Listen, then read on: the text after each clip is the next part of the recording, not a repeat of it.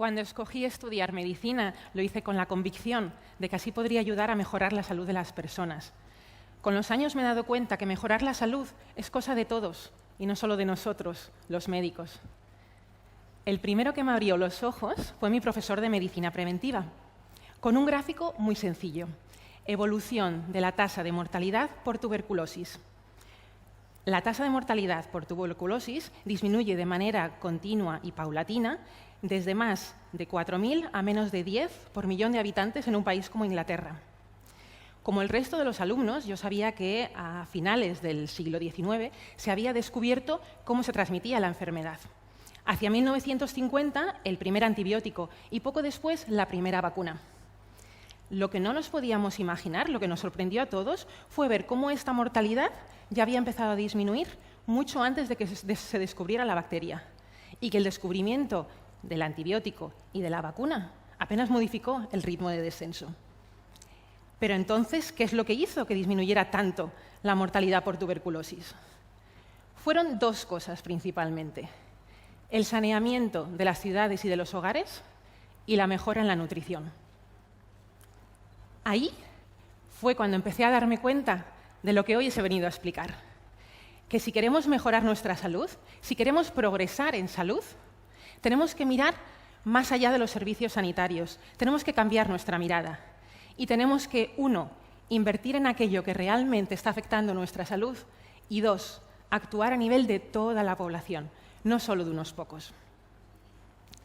Vamos con la primera idea. ¿Qué es lo que afecta a nuestra salud? Lo que la determina, lo que se conoce como determinantes de la salud, lo podemos dividir en 4 grupos. El primero de ellos son las condiciones de vida: el barrio en el que vivimos, las condiciones en que trabajamos, la educación que reciben nuestros hijos, la alimentación, el ejercicio físico, si fumamos o no fumamos. Os voy a poner 2 ejemplos basados en estadísticas reales.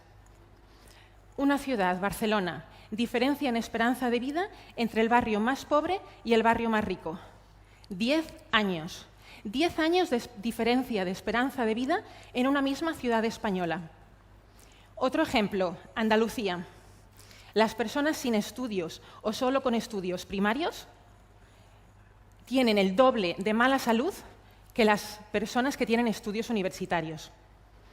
Las condiciones de vida se estima que determinan casi la mitad de nuestra salud. El segundo grupo de determinantes de la salud es nuestro entorno. Se estima que determina alrededor del 20%.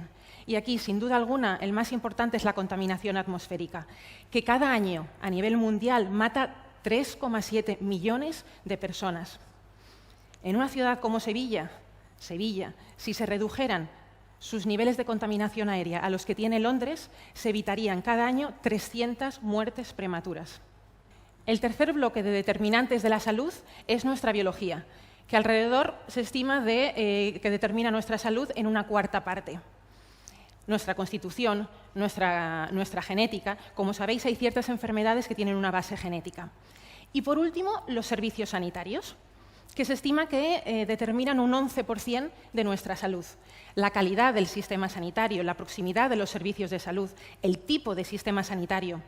En España somos muy afortunados porque tenemos un sistema de salud de alta calidad y, lo más importante, de acceso universal y gratuito, que permite que todos podamos acceder a él de manera independiente a nuestro bolsillo, independientemente de nuestro nivel económico.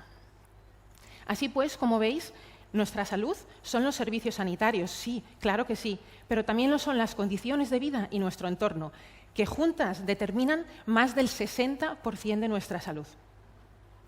Vamos ahora a ver, de aquello que los estados invierten en salud, qué proporción invierten en cada uno de estos grupos de determinantes de la salud. ¿Cuánto creéis que invierten en condiciones de vida y en nuestro entorno? El 3%. ¿Y en servicios sanitarios? El 90%.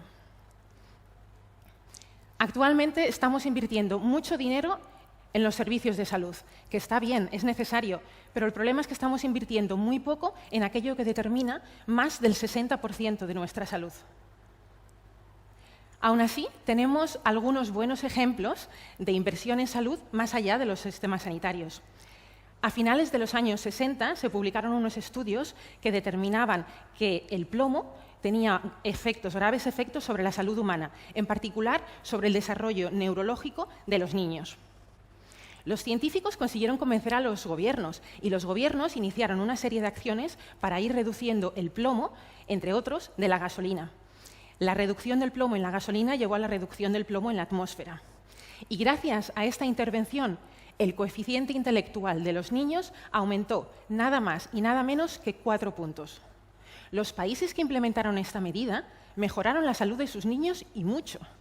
Y es más, se ha estimado que el beneficio económico de esta medida supera los, atención, 300.000 millones de dólares anuales solo en términos de mayor productividad. Pero aún nos queda mucho por hacer. Un área en el que podríamos hacer muchísimo por nuestra salud es la contaminación atmosférica. Como os decía, en una ciudad como Sevilla se podrían evitar 300 muertes al año si se redujeran sus niveles de contaminación a los que tiene una ciudad como Londres. Y digo Londres porque de entre todas las grandes ciudades europeas es la que tiene unos niveles de contaminación más cercanos a los que recomienda la Organización Mundial de la Salud. En Bilbao se podrían evitar otras 300, en Madrid 700, en Barcelona 800, suma y sigue. Y eso sin contar los miles de ingresos por enfermedad cardiovascular y respiratoria que se podrían evitar, o las miles de urgencias pediátricas por ataques asmáticos que también se podrían evitar. Así pues, como veis, nuestra salud está determinada por mucho más que los servicios sanitarios y actualmente estamos invirtiendo bastante poco en aquello que afecta a gran parte de nuestra salud. Vamos con la segunda idea. ¿Qué es lo que afecta? ¿Cómo podemos mejorar nuestra salud?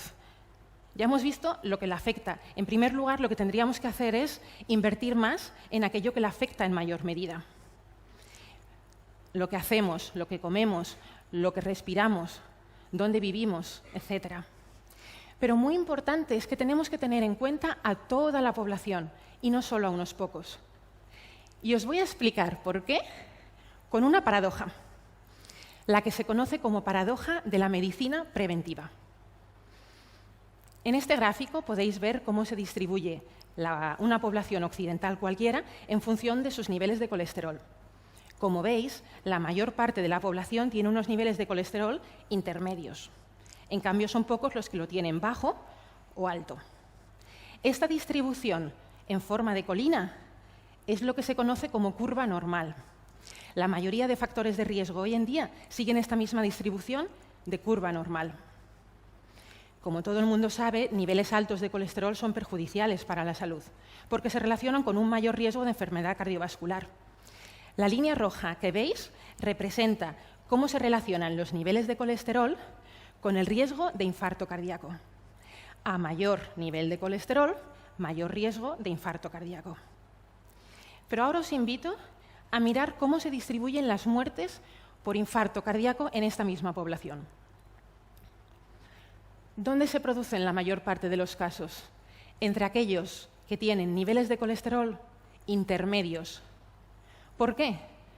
Porque aunque su riesgo es relativamente menor, son muchos más. Esta es la paradoja de la medicina preventiva. Un gran número de personas, un número grande de personas expuestas a un riesgo pequeño produce muchos más casos que un número pequeño de personas expuestas a un riesgo alto. Como la mayoría de la población tiene niveles de colesterol intermedios, a pesar de que su riesgo es relativamente menor, se van a producir muchos más enfermos y muchas más muertes en este grupo de la población. Y como os decía, esta distribución en forma de curva normal la siguen muchos otros factores de riesgo, como por ejemplo el azúcar en sangre o la tensión arterial. Hoy en día, sin embargo, la prevención, ¿dónde la estamos concentrando? En aquellos que tienen alto riesgo. A los que tienen el colesterol alto les van a decir que cambien su dieta y les van a dar medicamentos. A los que tienen el azúcar alto les restringen el azúcar y les dan medicamentos. A los que tienen hipertensión arterial les van a quitar la sal y les van a dar medicamentos. Pero con esta estrategia solo somos capaces de reducir, de evitar un pequeño número de los infartos cardíacos, de las diabetes o de los ictus. ¿Y si os dijera que es posible desplazar toda la curva hacia la izquierda, que a través de estrategias poblacionales sería posible disminuir el colesterol, el azúcar y la tensión arterial de todos, no solo de unos pocos? Y que además de esta manera, además de prevenir más enfermos y más muertes, también seríamos capaces de tratar con medicamentos a menos personas.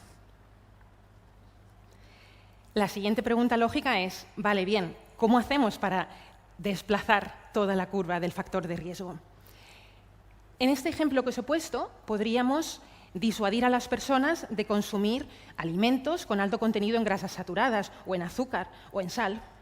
También podríamos promocionar el ejercicio físico y la alimentación saludable. Os voy a poner dos ejemplos, uno de cada. Como sabéis, las bebidas azucaradas son una de las principales causas de obesidad y diabetes en el mundo. Algunos países han implementado lo que se conoce como sugar tax, que son unos impuestos especiales que gravan aquellos alimentos y bebidas que tienen un excesivo contenido en azúcar. Estados Unidos e Inglaterra están debatiendo esta medida. En España aún no se está hablando mucho de ello, pero no fuera malo pensar en alguna estrategia de este tipo, porque la obesidad, sobre todo la obesidad infantil, es un gravísimo problema de salud en nuestro país. Y como ejemplo de promover el ejercicio físico, tenemos los servicios de bicicletas compartidas que ya tienen muchas ciudades españolas, como por ejemplo el Málaga Bici. En Barcelona, el servicio de bicicletas compartido que tienen allí, que se llama Bicing, ha aumentado en un 30% el uso de la bicicleta como medio de transporte habitual. Pero muchos me diréis que todo esto que os estoy explicando aquí tiene bastante de utopía y poco de realista o práctico. Os voy a dar dos buenos ejemplos de que querer es poder. ¿Os acordáis del ejemplo del plomo al principio? La presión que había por parte de los lobbies en contra era impresionante. Las empresas petroleras tuvieron que desarrollar nuevas gasolinas sin plomo y los fabricantes de coche tuvieron que adaptar sus motores. Pero aún así se consiguió. Otro ejemplo. Hace tan solo 10 años era impensable que la ley antitabaco del 2011 viera la luz. La oposición por parte de la industria hostelera y, por supuesto, de la tabacalera eran feroces. Aún así, se consiguió convencer a los gobiernos y se implementó la ley. Y hoy en día ya tenemos evidencia de la reducción del tabaquismo y, por tanto, del beneficio en salud. Y como querer es poder, os propongo un cambio de perspectiva. Os propongo mirar más allá de los servicios sanitarios y pensar en mejorar nuestras condiciones de vida, el medio ambiente y la sociedad en que vivimos. Así seremos capaces de actuar de raíz sobre las causas. Os propongo pensar más allá de aquellos pocos que tienen un riesgo elevado y actuar también sobre toda la población, globalmente. Así seremos capaces de prevenir más y mejor. Entre todos, a través de la participación democrática, tenemos que presionar, exigir a los gobiernos más políticas y más intervenciones a nivel de toda la población. Muévete, busca la manera, súmate a las campañas y a las plataformas que ya están ejerciendo esta presión, porque funcionan. A nivel local, de tu barrio, y a nivel de comunidad autónoma del país o a nivel internacional. Políticas que mejoren el aire que respiramos, el barrio en el que vivimos, las condiciones en que trabajamos. Políticas que nos ayuden a comer y a beber más sano y que eliminen aquello que se sabe ya que es nocivo. Y que todas las políticas tengan en cuenta nuestra salud. Solo si invertimos sobre los verdaderos determinantes de la salud, solo si actuamos a nivel de toda la población, solo así seremos realmente capaces de progresar en salud.